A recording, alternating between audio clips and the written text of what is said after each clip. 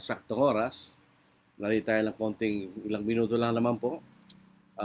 Na-miss ko po ang ating live preaching dahil Sabado Linggo wala po.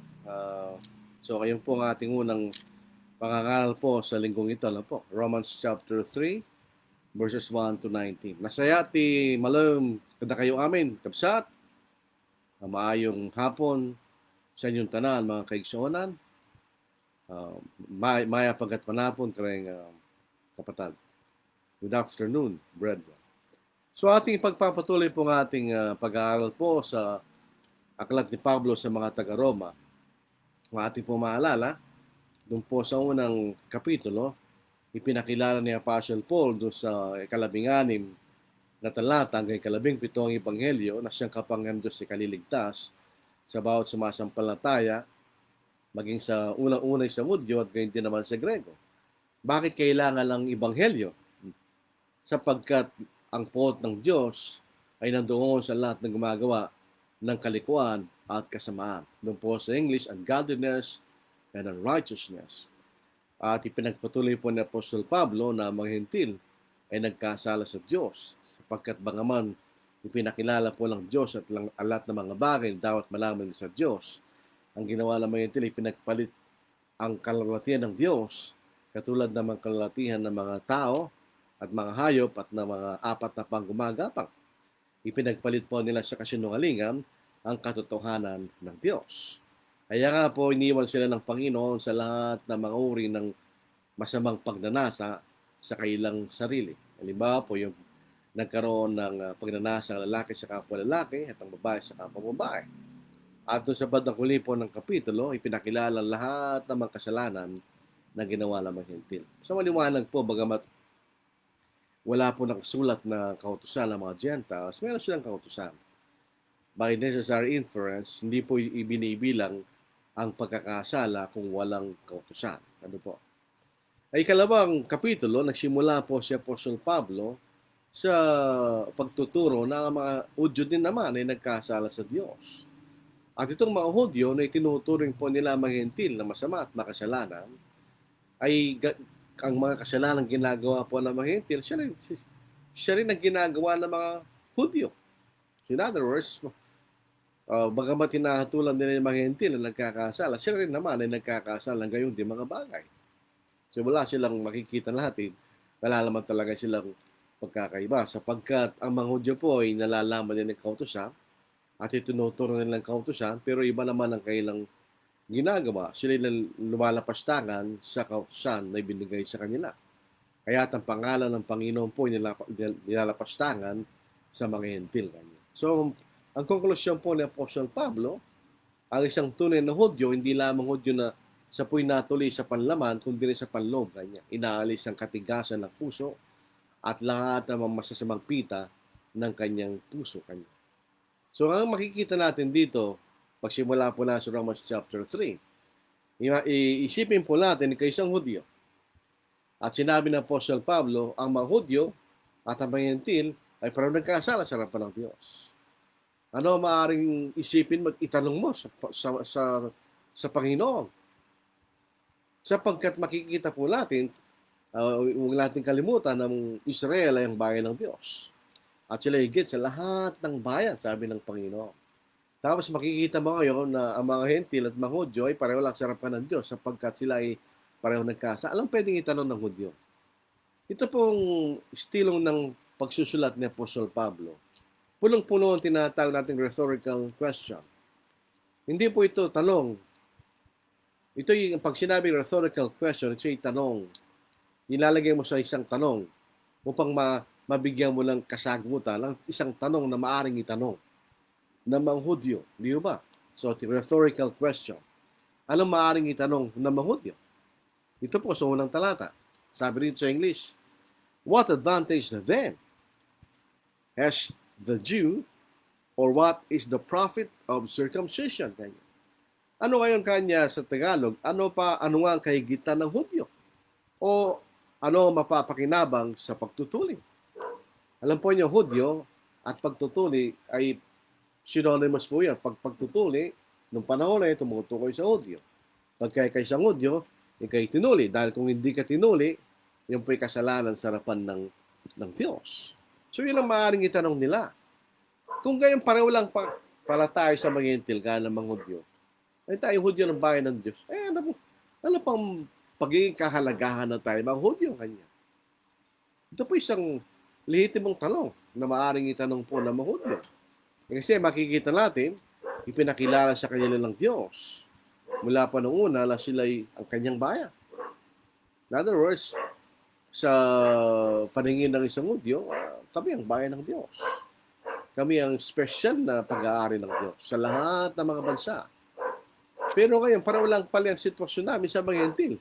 So, ano ang aming kalamangan sa mga Gentil? Ang kaisipan na ito, mahal sabi, wala lang pala kami pagkakaiba eh. Kasi tinuturo silang makasalanan, hindi rin kami sakdal, hindi rin sila sakdal. So, anong pagkakaiba namin sa mga Gentil? Sa mga Gentil, pare-pareho lang pala kaming makasalanan sa harapan ng Diyos. Yun ang isang tanong na pwedeng itanong ng mga Gentil na sinagot na bahagyan ni Apostle Paul.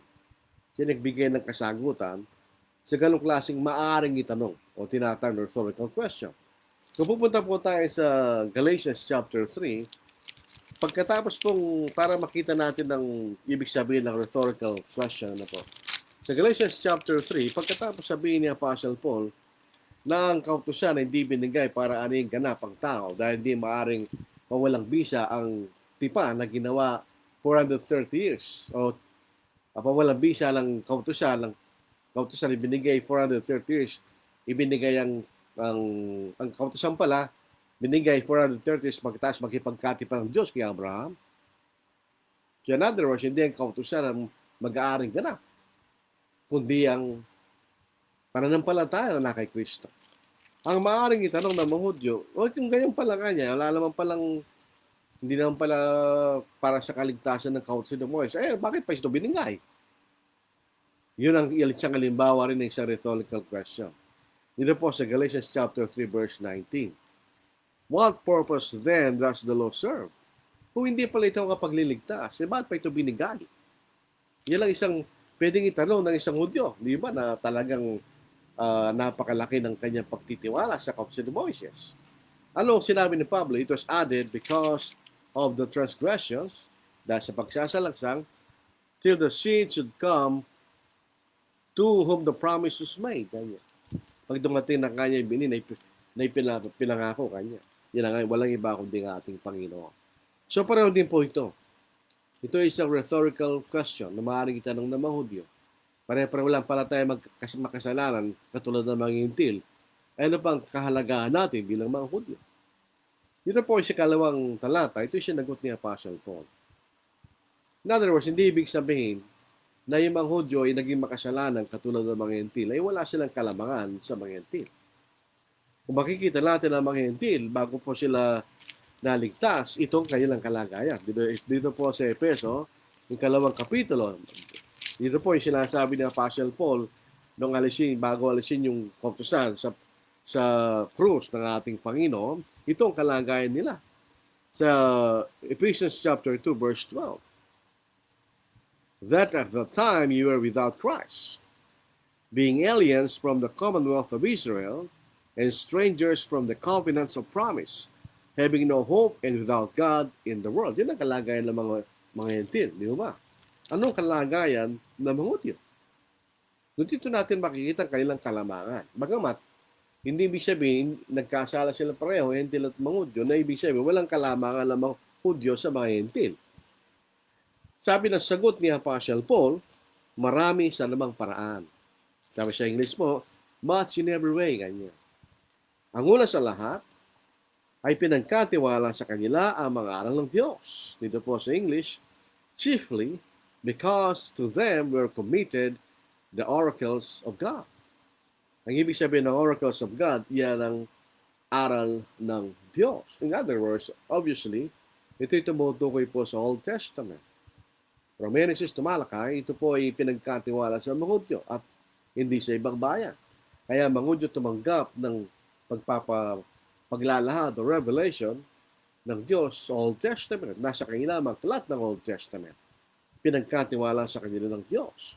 Maraming biyaya ay binigay sa mga Hudyo. Makanilang lupain, sila naging isang dakilang bansa. Maraming biyaya ang Diyos. Hindi lamang pero itong pinakamahalaga. Sa kanila pinagkatiwala ang mga aral ng Diyos. So sila ang nakakaalam ng buong lumang tipan. The whole Old Testament.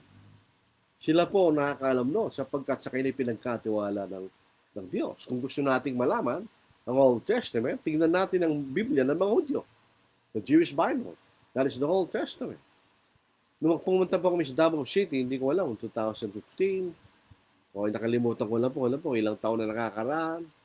Pero hindi pa matagal na po. Kasama ko si Brother Archie Alarcon at si Brother Jerry Moral. Is supposed to be kasama namin si Brother June Bautista.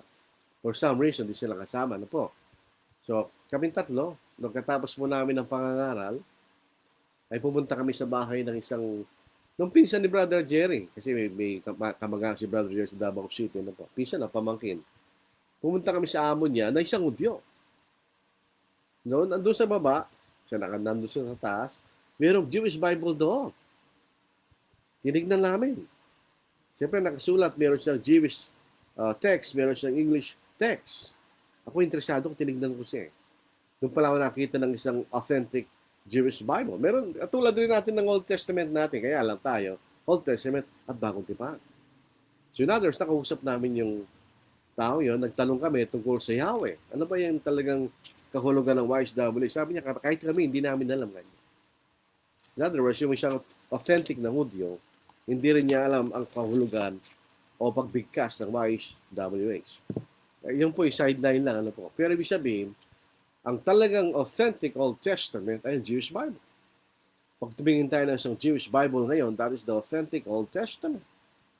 From Genesis to Malachi. Kaya nga po dito natin malalaman na yung po tinatawag na apocryphal books ng Roman Catholic Church ay hindi totoo. Pagkat wala sila doon sa Jewish Bible. Sapagkat ang mga Hudyo ay pinagkalooban ng lumang tipan ng Diyos. So lahat ng aklat doon ay ang talagang tunay na aklat na kasama sa Old Testament. Alam po yung apocryphal books. Binubuo ng Tobit, Judith, Baruch, Sirach, 1 and 2 Maccabees. Tapos mayroong karagdagan sa aklat ni Esther, may karagdagan sa aklat ni Daniel, at may karagdagan sa aklat ni Baruch. Ito po ay mga aklat na hindi mo makikita sa ating lumang tipa. Ito yung makikita mo lang sa isang Catholic Bible. Ako meron po akong isang Douay Rheims Bible ng Catholic Church. Douay version. Yun ang kanilang authentic Catholic version noon. Magamat ngayon, meron ng iba. So makikita natin, pinakikita ni Apostle Paul, huwag niyong isipin, dahil sa mga pagkakasala, kayo katulad din na maghentil, na hindi kayo mahalaga sa Diyos. Mahalaga kayo. Marami kayong kalamangan sa mga hentil. Ang mga hentil, hindi sila kasama sa bansang Israel. Wala yung mga biyaya na sa bansang Israel sa mga hentil.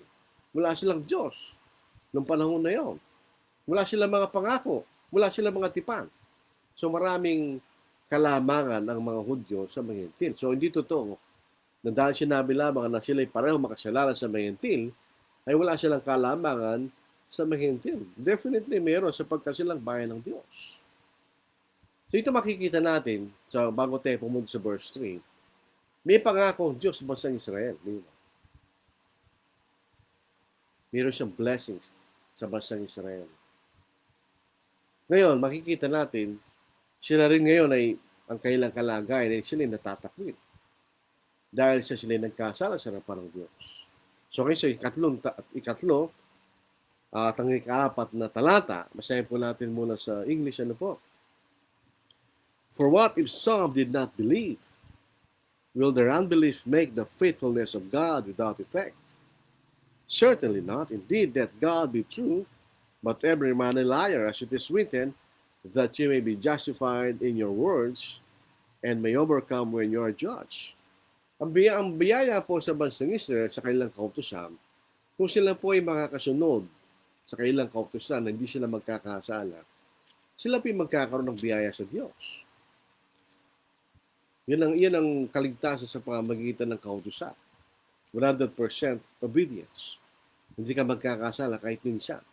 Then you'll be blessed. Ibig sabihin ba kung Kung ito nangyari sa mga Hintil ay mga Hudyo na sila ngayon ay hindi naging sakdal sa harapan ng Diyos. Ito pa yung nagpapawalang kahulugan sa katapatan ng Diyos. Ibig sabihin, walang nangakong Diyos, di ba? Meron siyang pangako sa kanila. Ngayon, dahil sa kanilang pagkakasala, sila po'y inatulan ng Diyos bilang mga makasalanan. Ibig baka sabihin, ang kanyang katapatan ay nawala. Ibig sabihin, di ba siya tapat sa kanyang mga pangako? Ito po isang lehitimong tanong. Di ba? So, yung lehitimong tanong. Maaaring isipin, binabasa natin. So, ang Diyos pa hindi tapat sa kanyang mga pangako kanya. Tuloy po lang siya kalimalo po. Ano nga kung ang ilan ay hindi nagsisampalataya, ang hindi pananampalataya nila ay nagpawalang alaga baga sa pagtatapat ng Diyos. Huwag nawang mangyari, bagkus pa ang Diyos ay tapat.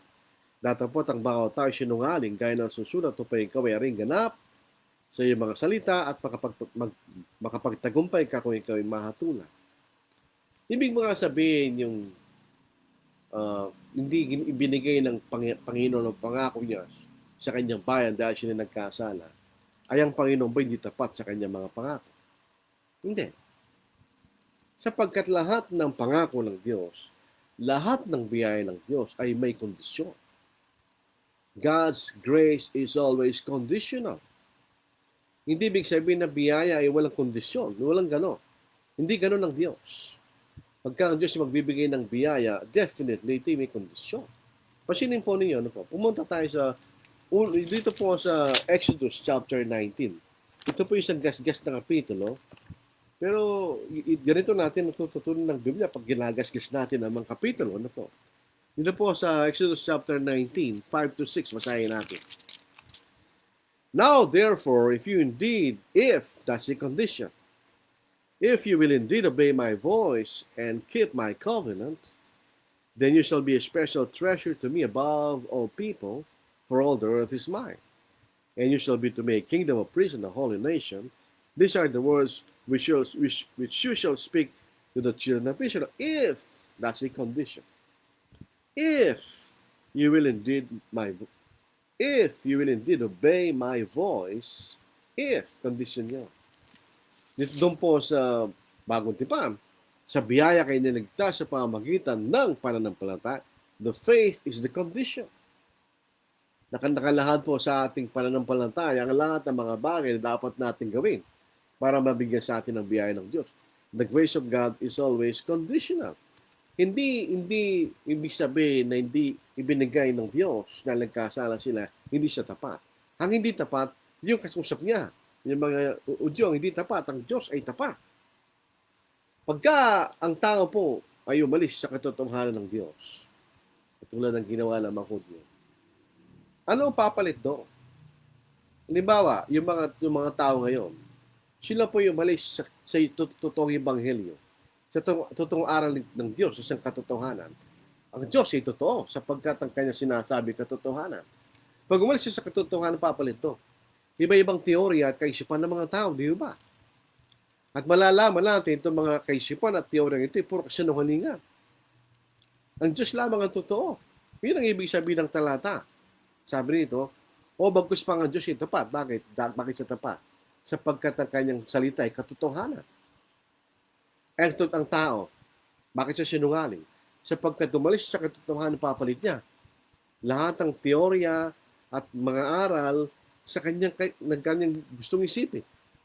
At yun ay pamakasinungalingan. So, paano tayo aaring ganap sa harapan ng Diyos?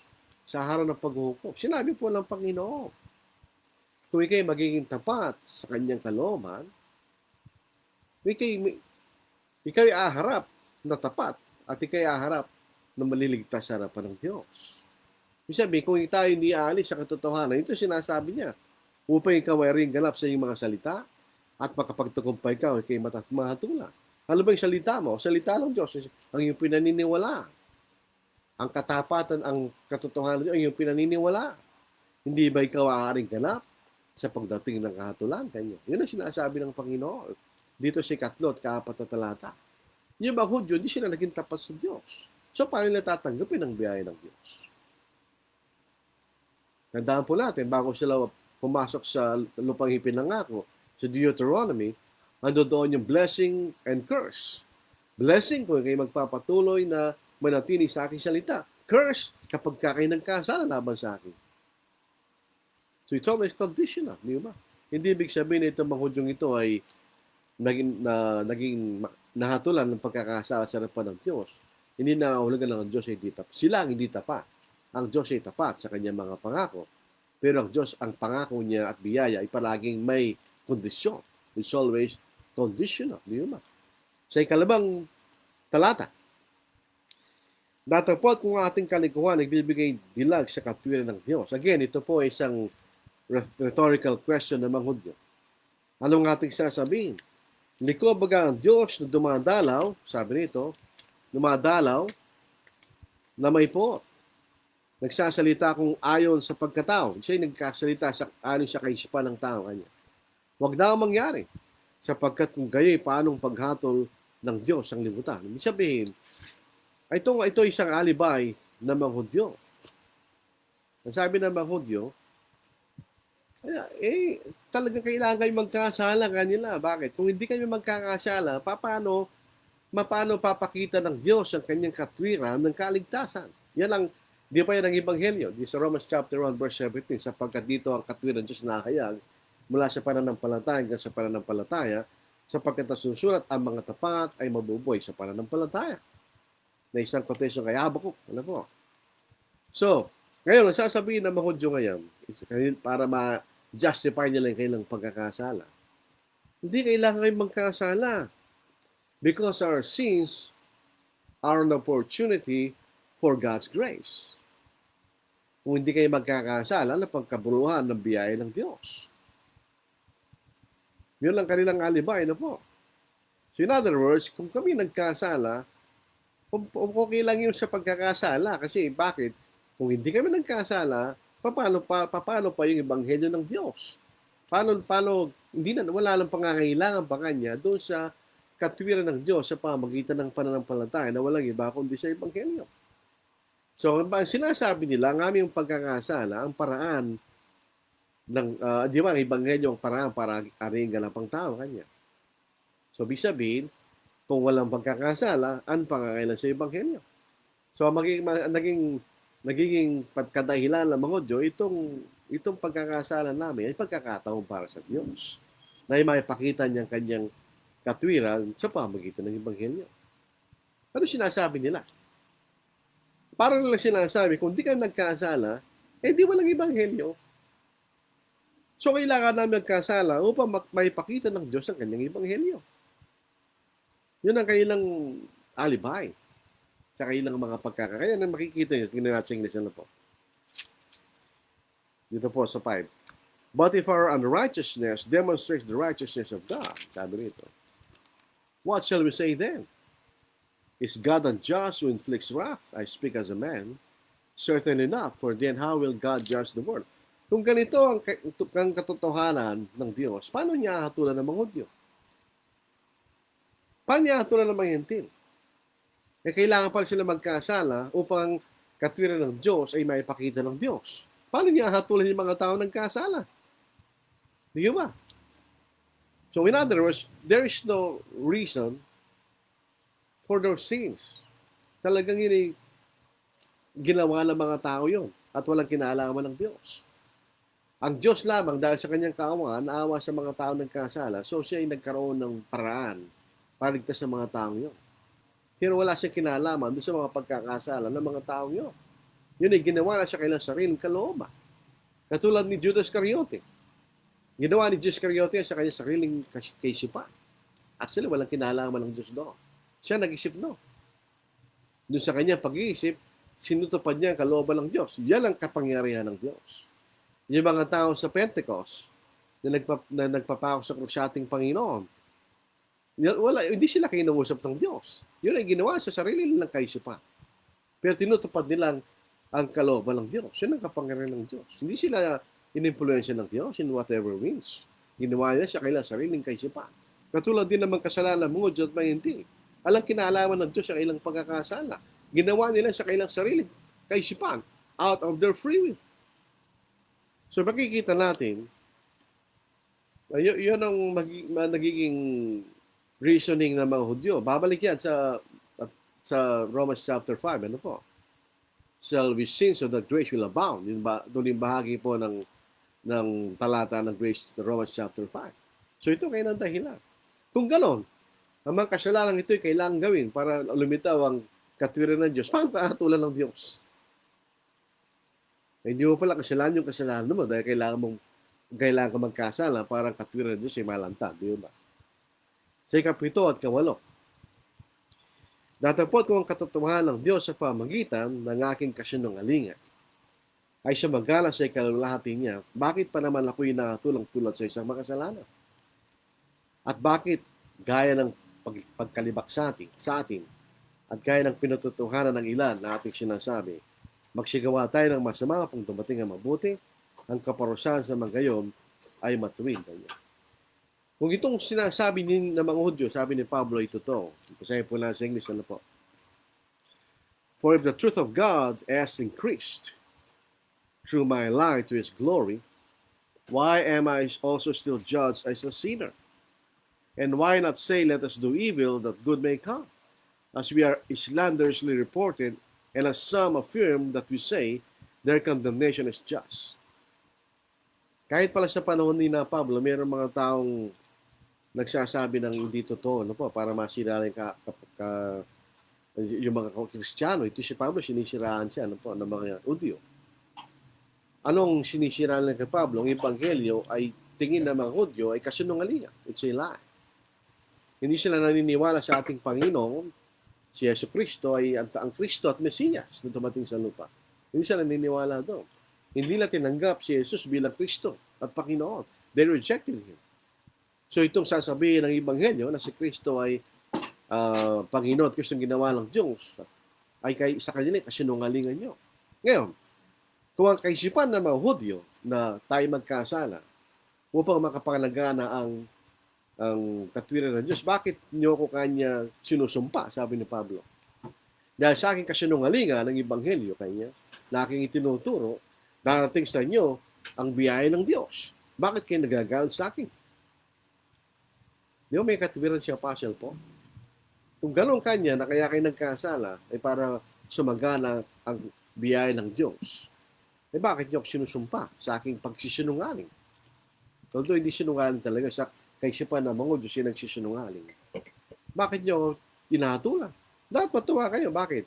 Dahil sa aking patuloy na pagsisinungaling, sasagana ang biyaya ng Diyos.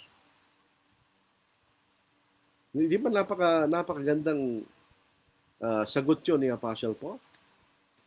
Kasi kinoconsider po nila yung pangangaral ni Apostle Paul ay isang kasinungalingan. The gospel is a lie. Kaya hindi nga hanggang sa panahon natin ngayon, mahirap na yung mga Hudyo maniwala siya. Bagat wala na talagang Hudyo, no po? Yung mga Hudyo sinasabing Hudyo sa Israel, mahirap pa rin silang maniwala sa Ebanghelyo. Sa kanila si Kristo, ang Mesiyas, ay hindi pa dumating. Kaya kung kasinungalingan at kasalanan ang ginagawa ni Apostle Paul,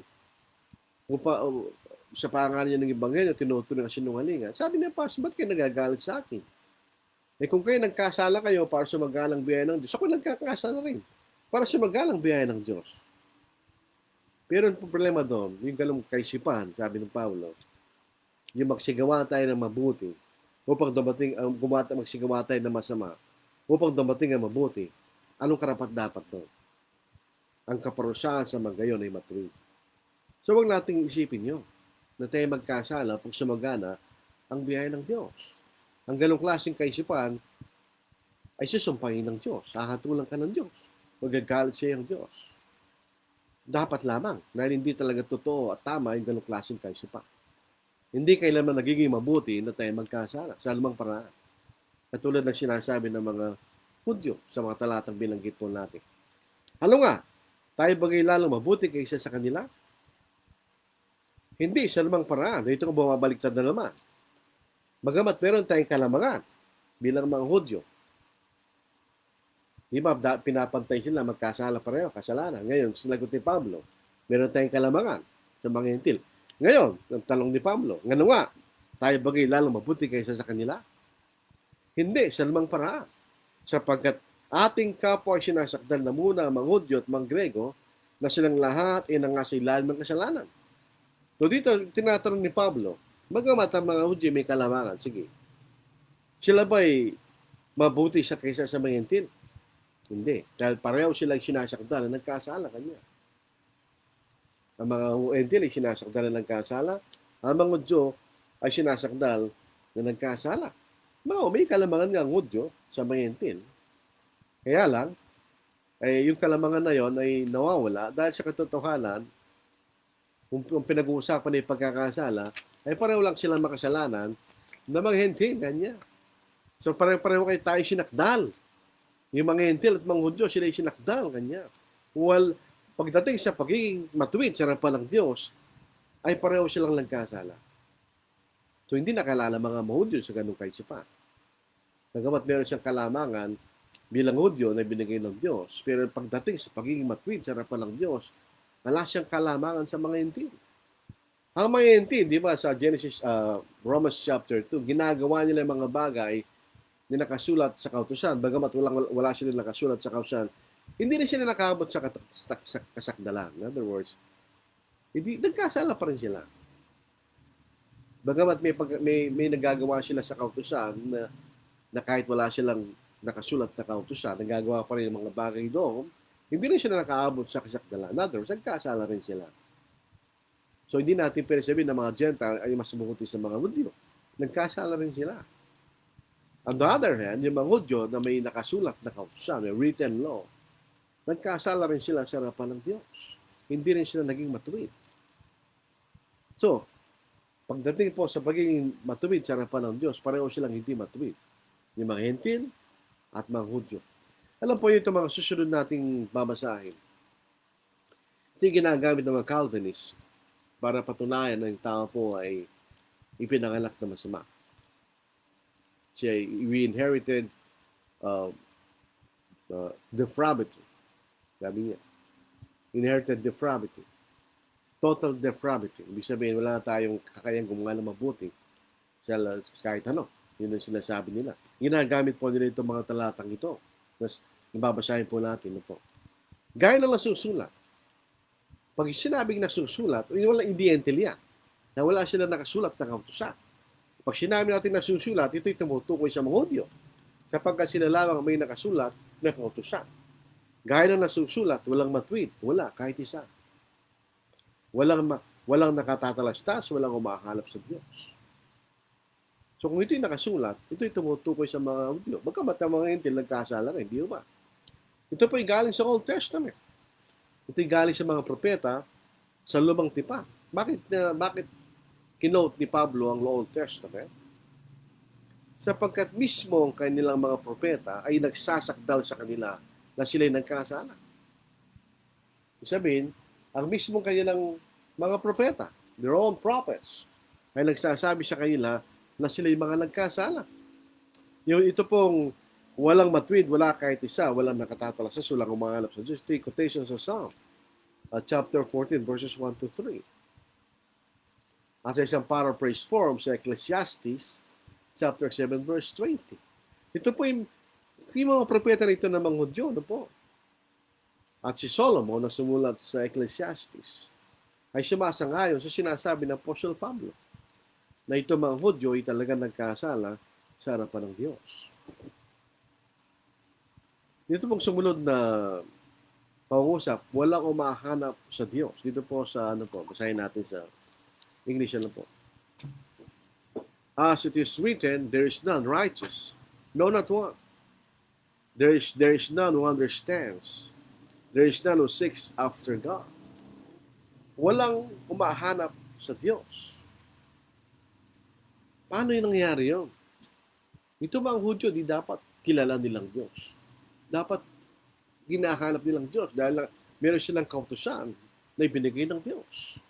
Bakit nangyari ng mga Hudyo ay sinasabing hindi nila hinahanap ang Diyos? Samantalang walang mabayan sa lupa na katulad ng mga Hudyo. Bakit? Napag-aralan nila ang banal na kasulatan na mabuti. Yung mga Pariseyo, mga skriba, yung kailang mga lawyers, sila po'y dalubhasa sa banal na kasulatan. They know the Holy Scriptures. Pero bakit sinasabi ni Apostle Paul, walang umahanap sa Diyos?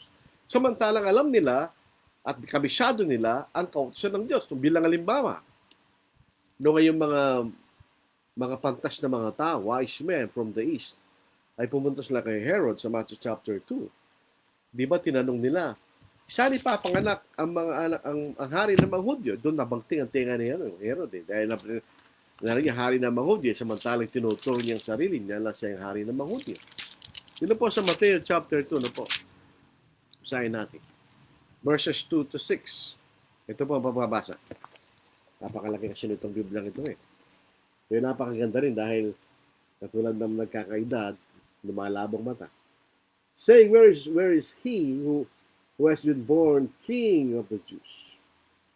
For we have seen his star in the east, and had come to worship him. When Herod the king heard this, he was troubled, and all Jerusalem with him. Dahil siya ang hari ng Israel, in the physical sense. And when he had gathered all the chief priests and scribes of the people together, he inquired of them where the Christ was to be born. So they said to him, in Bethlehem of Judea, for thus it is written by the prophet Micah, but you, Bethlehem, in the land of Judah, are not the least among the rulers of Judah, for out of you shall come a ruler who will shepherd my people, Israel. Alam nila. They know the law of Moses. Sino magbigay ng kautusan ni Moses? Ang Diyos. Bakit hindi hinahanap ang Diyos? Hindi pumapasok ang kailang layunin. Bakit nila pinag-aaralan ang kautusan? Upang sila lumitaw na tama sa kanilang kapwa-Hudyo. At hindi pa maging ganap sa harapan ng Diyos. In other words, ang dapat na maging layunin natin sa pag-aanap ng kasulatan ay upang makilala natin ang Diyos.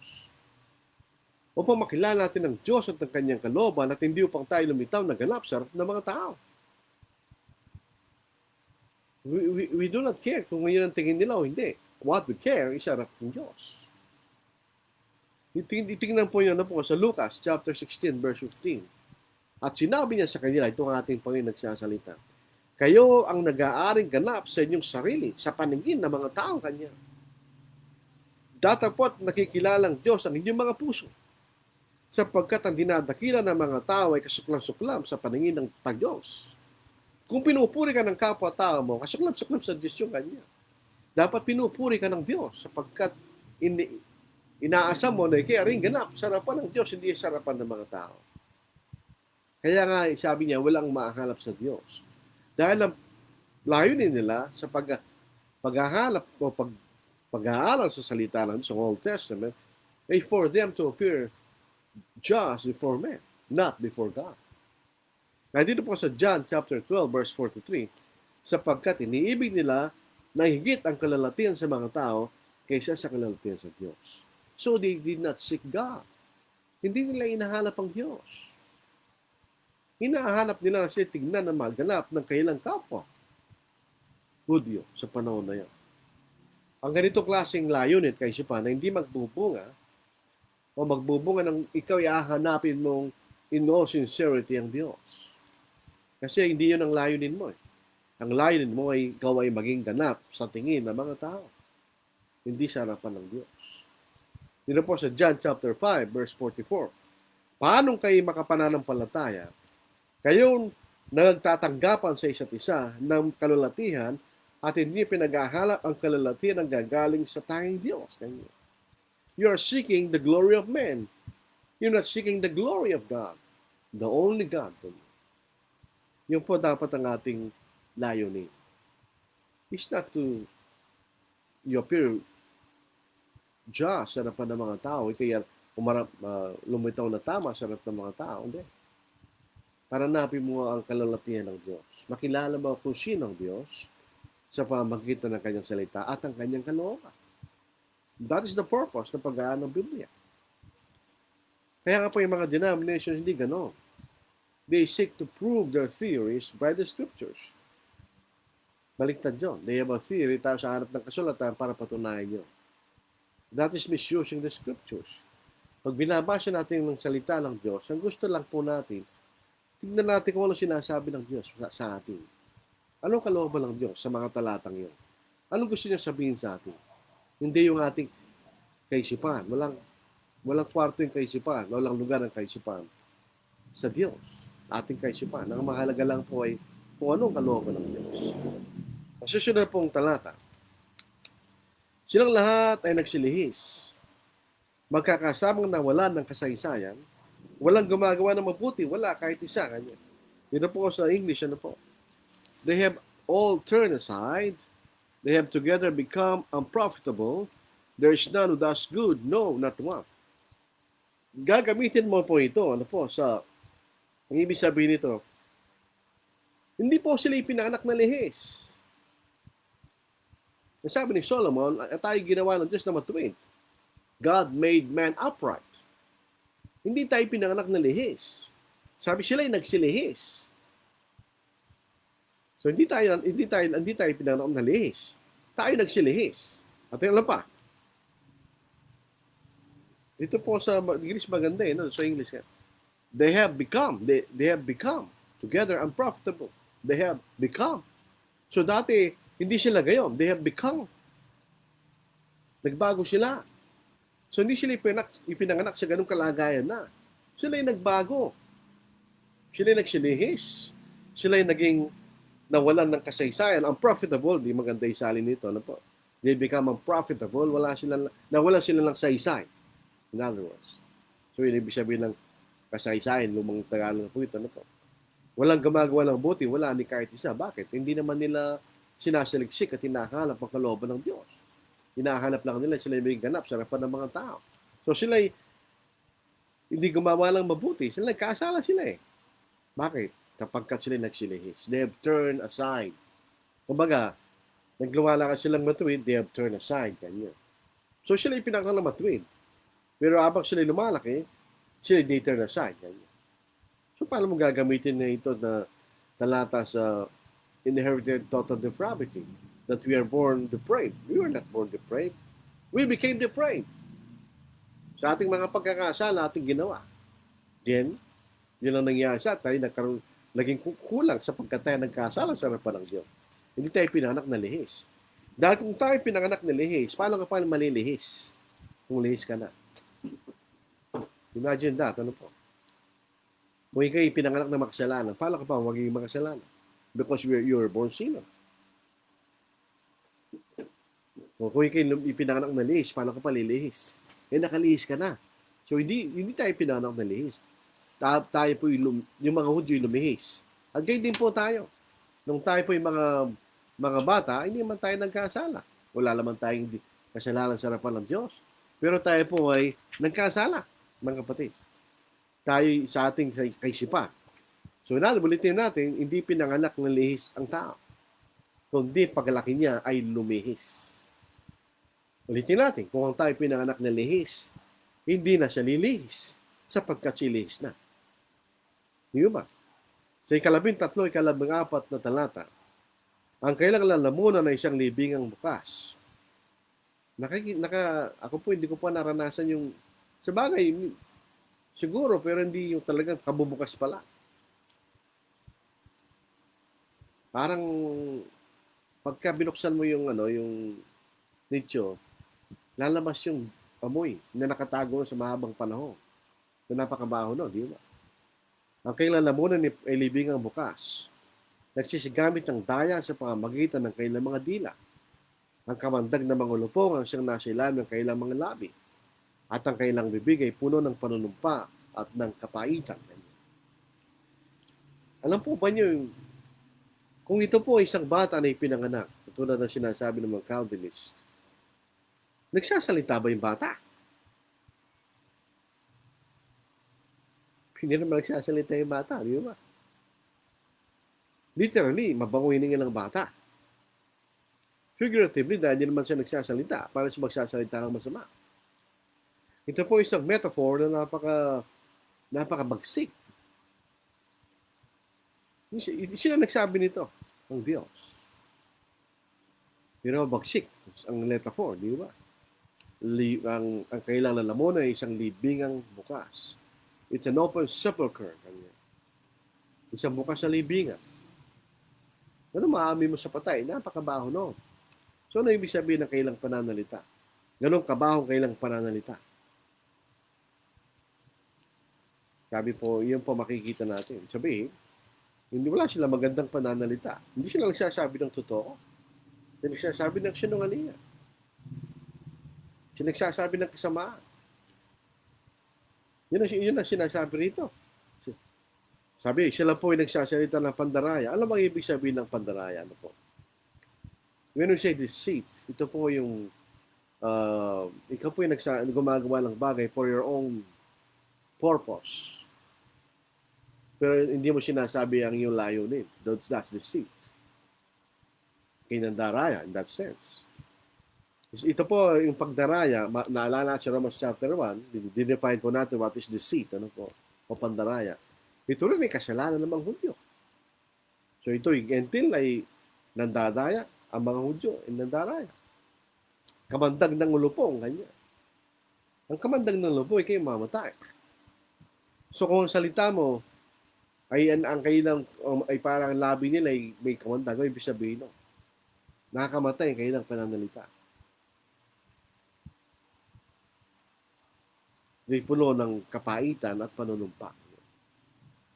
Ano po yung panunumpa? Mamatay ka na sana. Yun ang panunumpa. Kasaan yan. Yun ang yung panunumpa. At puno ng kapaitan. So, ang mandaraya, isang nagsisinungaling para sa kapakinabangan niya. Pero kapag sinabi mo na siya nagsisinungaling, magagalit siya sa'yo. Yun po ang pandaraya. Siyempre, hindi man naaminin ng daraya siya ng daraya. Di ba? So, makikita natin, ito yung ilustrasyon ng kailang pananalita. Pulang-pulang sinungalingan, kapaitan, panunumpa, kasamaan. So hindi ito bersikulo sa isang pinakapapanganak na bata, di ba? Parang hindi man nagsasalita yung bata. At kapag magsasalita yung bata, anong unang sasabihin niya? Mama, pa. Ngayon lang. Anong libingang bukas doon? Anong pandaraya doon? Anong kapaitan doon? Anong panunumpa doon? Wala. Pero ito yung describe ng kailang pananalita. Sa ika-15, mga kapatid, ang kailang mga pay matulin sa pagbububo ng dugo. Dito po sa English, ano po? Whose their feet are swift to shed blood. Ibig sabihin, itong mga udyong ito ay sanay sa pumapatay. Hindi sila natatakot pumatay. They're murderers. Paano natin nalaman yan? Sa pamagitan ng Panginoon. Di ba sabi ni Pontius pa, wala akong nakikita kasalanan sa taong ito. Anong gagawin natin sa kanya? Sabi ng mga Hudyo, di pa ako sa krus. Wala namang pagkakasaling tao ng ating Panginoon. Napakadiling sabihin, patayin yan. Ganyan. At ang Sanhedrin, na kanilang supposed to be the hall of justice, ay napakabilis pumayag na pumatay ng tao na walang kasalanan. So sila ganun kadaling kanilang pagpatay. They're swift to murder. Ganun. In other words, tignan po ninyo, alam po, hindi ko alam kung tignan natin sa King James, ano po sa alin doon, sa swift to murder, ano po. Kasi yung salitang kill at murder, magkaiba sila. Pareho pumapatay, pero ang murder, ito po isang pagpatay na merong pagnanasa o premeditated, killing, ano po. Sa chapter 3, verse 15. To shed blood, ganyan. So sila ay madaling pumatay. Murder, pumatay ng tao. 17:18.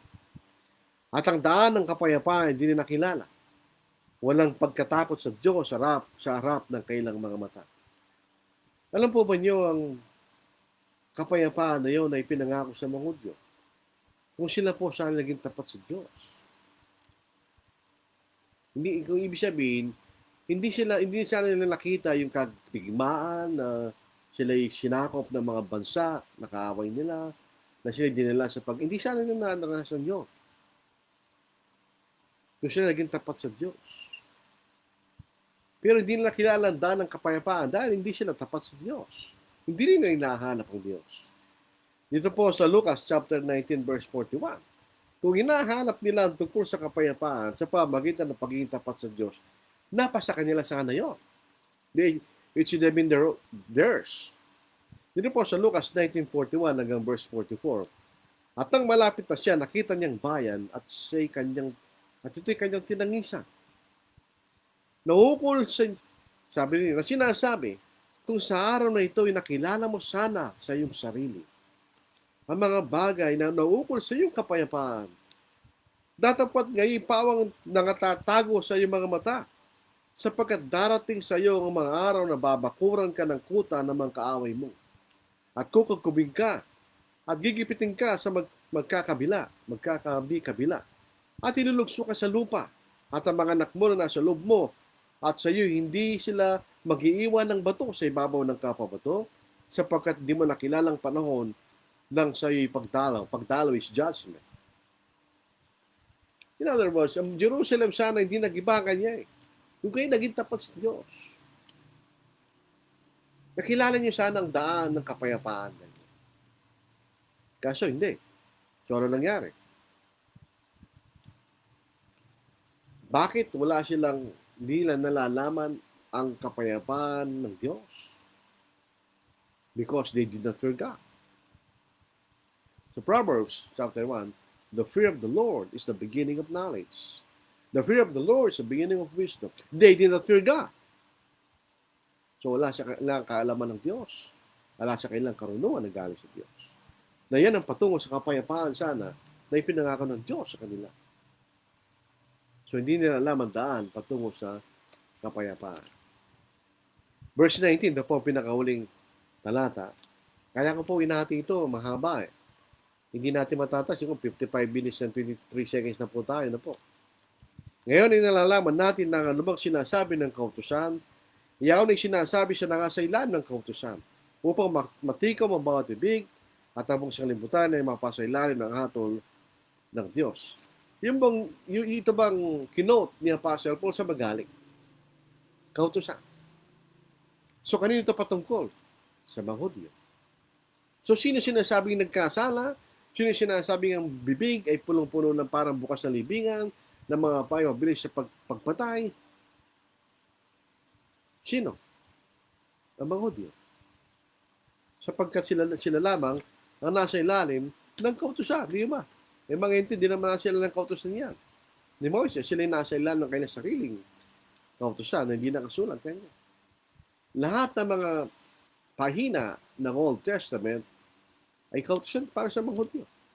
Bakit sila matikang mabibig? Wala lang sila madadahilan. Bakit? Dahil ang mismong kailang kautusan ay nahatulan sila ng kasala. Yao mismong kailang mga propeta at ang mga kautusan, yung Genesis hanggang Deuteronomy, at ang mga propeta ay nagsasabi sila ay nagkasala. So makita natin, ang mga Hudyo, pag sinasabi po rito, ang buong sanglibutan kanya, while the world may become guilty before God, dito po, basahin na sa English.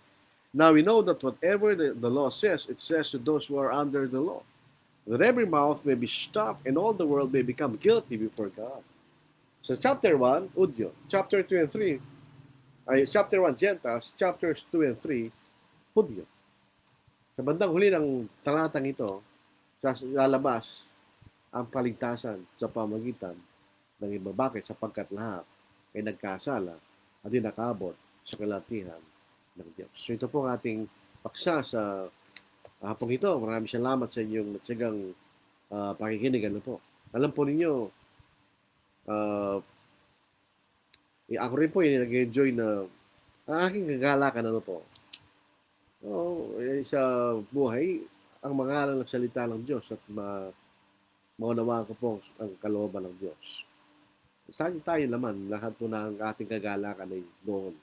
Dahil tayo po ay mga, gusto natin sinasabing tayo po ay mga perfecto mga tao. Otherwise, kung tayo perfecto at sakdal, hindi natin kailangan ng kaligtasan ng Diyos. Arnold Asilo, gandang hapon po brother at sa lahat na nakikinig. Gandang hapon din, Brad. Grace Tagaygay, good afternoon po Brad at sa lahat na nakikinig. Good afternoon sister. Rafael Ortiz, Magandang hapon po sa mga kapatid. Magandang hapon din, Brad. De Pedro Edwin. Na-miss po natin si kapatid ni Edwin. Sa inyong kapatiran, si kapatid ni Edwin, saka yung anak niya ay nagkaroon po ng COVID.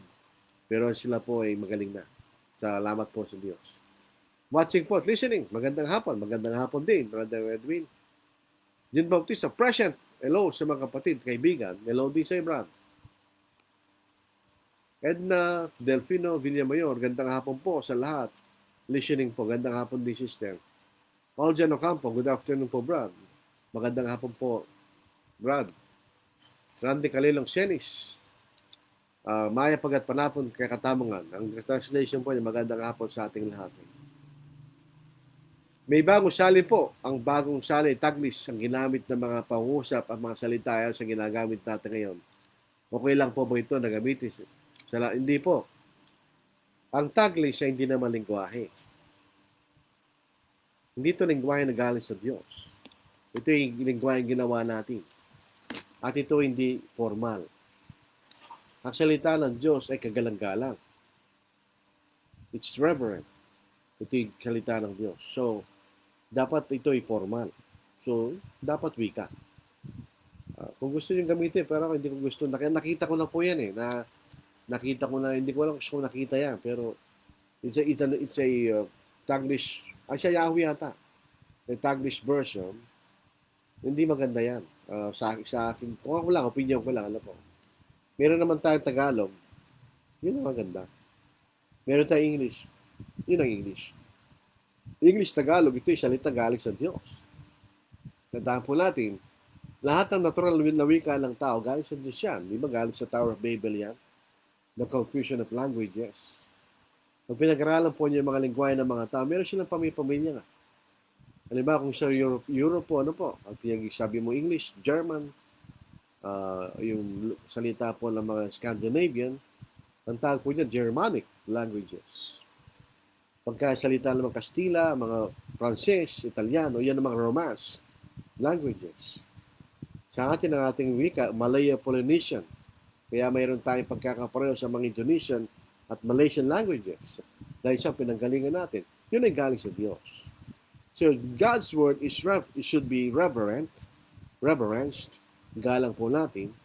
So, ang taglis po, hindi ka galang-galang salita yan. Kahit po sa eskwela, hindi tinatanggap yan. It's condemned universities, hindi ginagamit yan. Informal, hindi mo nga magagamit yan kung magsusulat ka.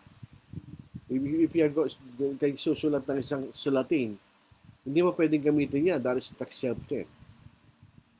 So, para sa akin, kalimutan na natin taglis yan. Meron naman tayong Tagalog, English. Mas gusto kong basahin yun po. Mamaya, bagay, kumisan, nag-sermon tayo, Taglish. At least, sermon. Pero ako hindi rin po. Nasasamutan lang tayo konting English kumisa, hindi natin alam yung Tagalog.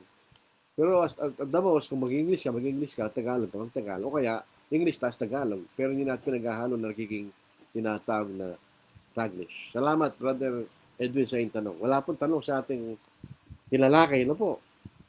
Pag kanya, kinakabahan ako kung meron tayong naunawaan o wala. Pero sana po ay tayo po ay natuto po tayo sa ating pag-aaral po sa aklat ni Pablo sa mga Romano. Ang pagkakaiba po ni Pablo sa kanyang pagsusulat na ginamit ng Espiritu Santo, si Pablo po nag-iisip in a logical way. Tingnan niyo, reasoning niya.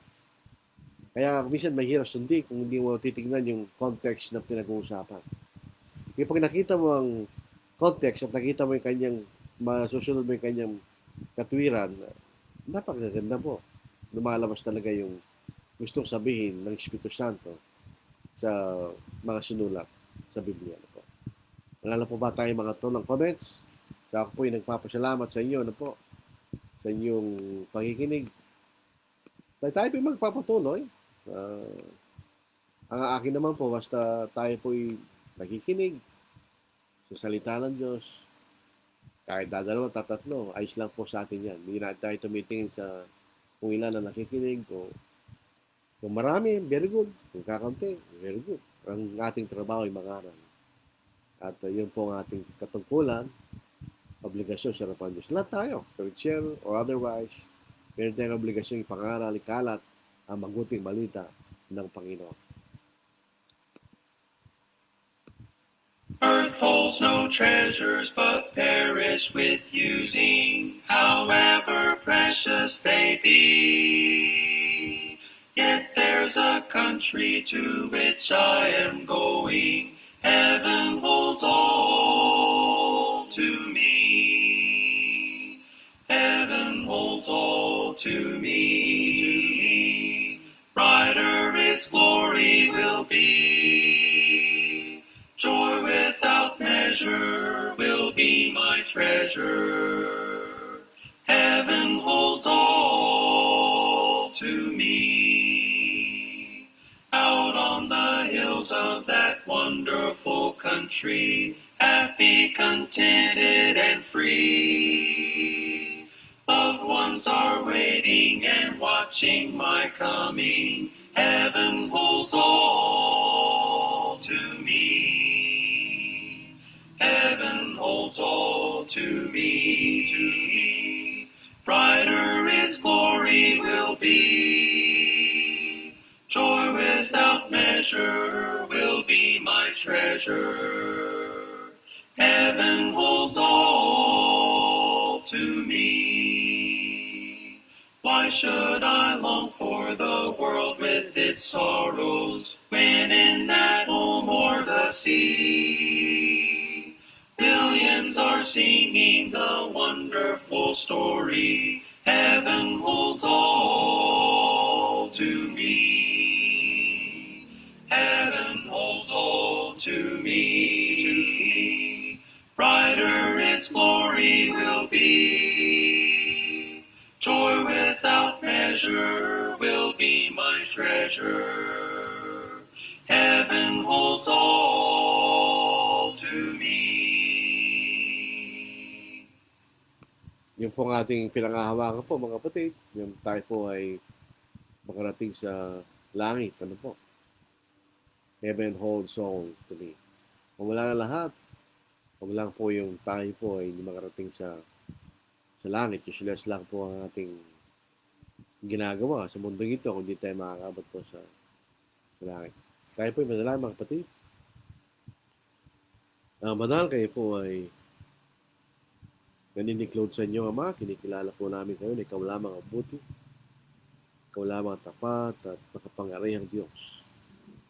Kami maharap sa inyo, Ama, bilang taong nagkakasala na yung naring ganap sa pamamagitan ng Ebanghelyo at patuloy naring ganap sa pamamagitan ng Ebanghelyo. Hindi namin sinasabi, Ama, na kami ay naging tapat sa aming sariling kapangahanan sapagkat tinatanggap namin na kami may pagkukulang at pagkakasala sa inyong harapan. Hindi namin pwede sabihin na kami sakdal na di nagkakasala o kailanman di nagkasala. Sapagkat yung sasabihin namin yun kami nagsisinungaling at ginagawa ka rin namin sinungaling ng Diyos. Patawarin mo kami, Ama, sa mga aming pagkukulang at pagkakasala. Naway kayo magkaroon ng matang tumitingin, hindi upang humatol, kundi upang magmahal sa aming kapatid, sa aming kapwa, na sana'y sama-samang kami pong maligtas pagdating ng aming Panginoon. Patawarin kami, Ama, sa aming mga kasalanan at kami umaharap sa inyong luklukang awa sa langit sa tugon ng aming Panginoon na nagugas sa inyong pagkakasala. Wala siya namang tao maaaring umarap at sabihin na siya ay hindi nagkakamali at matuwid sa harapan mo, O Diyos. At kami tinatanggap po namin yun, ang katotohanan niya. Pero inaasan po namin ang araw na kami dadalo sa langit, na doon ay di na kami magagalaw ng masama. Na doon ay kami secure laban sa anumang uri ng kalikuan na magpupuri, magpakailanman sa inyo, O Diyos. Maraming salamat, Ama, sa lahat ng inyong biyaya na binibigay sa amin. At ang mga bagay na tayo may hiningi, dakilang Panginoon Hesus Kristo. Amen. Maraming salamat po sa inyong mga kapatid, sa inyong mga comments, at sa lahat po ng nakikinig. Sana po kung nakikinig kayo, pag-aralin niyo mabuti, at kung meron kayong makitang pagkakamali, inform niyo at ating pag-aaralan. Maraming salamat po mga kapatid. Dito po sa aking buong kaisipan, ang sinasabi ay pag-aaral po. Itong sinasabi ng bahagi dito ng aklat ng mga taga-Roma. Pero tandaan po ninyo, meron pa rin kayong obligasyon na seleksyon ng mga kasulatan kung tunay nga ang mga bagay nito. Maraming salamat po. Tayo po mag-ingat pa rin sa tinatawag nating COVID. Wala pong kinikilingan ng COVID. Ano po? Kahit nga po tayo mga Kristiyano, meron ako COVID, hindi dahil tayo masama, hindi dahil talagang virus yan. Wala pong kilalang tao yan. Hindi siya kumikilala kung sino man. Kung hindi tayo mag-iingat, tayo dadapuan ng virus COVID-19. Stay safe, mga kapatid.